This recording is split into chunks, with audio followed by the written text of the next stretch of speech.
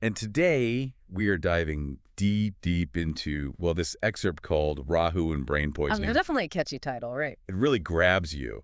And we've got this image of our brain, all these colors, and it's like, okay, this is going to be good. It really makes you think. So we're not making any like predictions or anything, but we're going to explore like some really cool concepts about, you. Yeah, because at the end of the day, that's what everyone's really interested in, right? Exactly. So for anyone who's maybe not familiar with Vedic astrology, like, what's the deal? So basically, it's this whole system built around your birth chart, right? Like a map of the stars, the planets, all that jazz, at the exact moment you took your first breath. Huh. Your own personal cosmic blueprint. I like that. Okay, so then where does this Rahu character, or I guess planet, fit in? So Rahu's kind of a tricky one. Not a physical planet, more like the shadowy point in space. But in Vedic astrology, it's a big deal. It represents desires, ambition, even those illusions we chase after. Oh, sounds intense. Uh, Okay, so this excerpt throws out this phrase, brain poisoning, and it's talking about how Rahu is involved.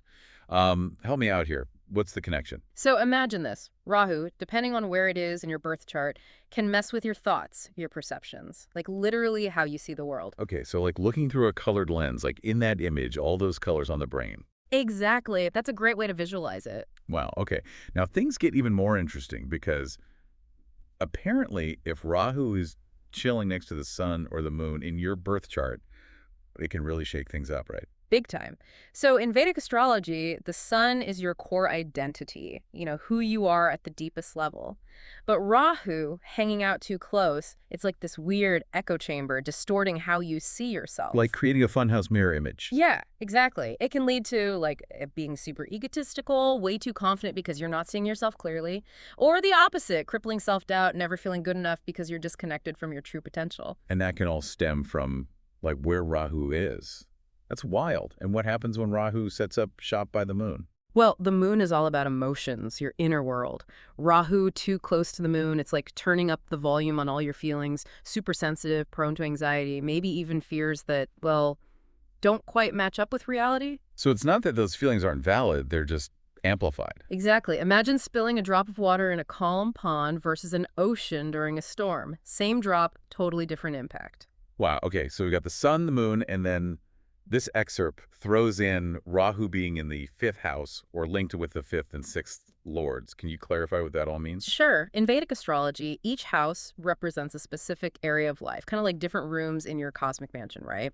So the fifth house is about self-expression, creativity, romance, fun stuff. Sounds fun. So where does Rahu fit into all of that? Not so fun when Rahu's involved. It's like a cosmic party crasher. It messes with the energy there. It could be creative blocks, difficulty in relationships, never finding your artistic voice, that kind of thing. That makes a lot of sense. And the sixth house? That's the more everyday stuff, work, health, routines. With Rahu there, it might be a tendency to overwork yourself or always attracting drama and conflict, health stuff that just won't quit. Rahu sounds kind of like kind of a downer, to be honest. Well, yeah, it can be a challenging influence, but remember, Vedic astrology is all about understanding these energies so we can work with them. Okay, that makes sense.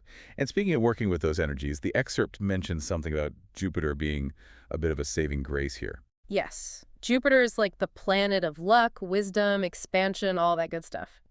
Even when Rahu's throwing shade, Jupiter can soften the blow. Doesn't erase the challenges, but helps you navigate them with more grace and wisdom.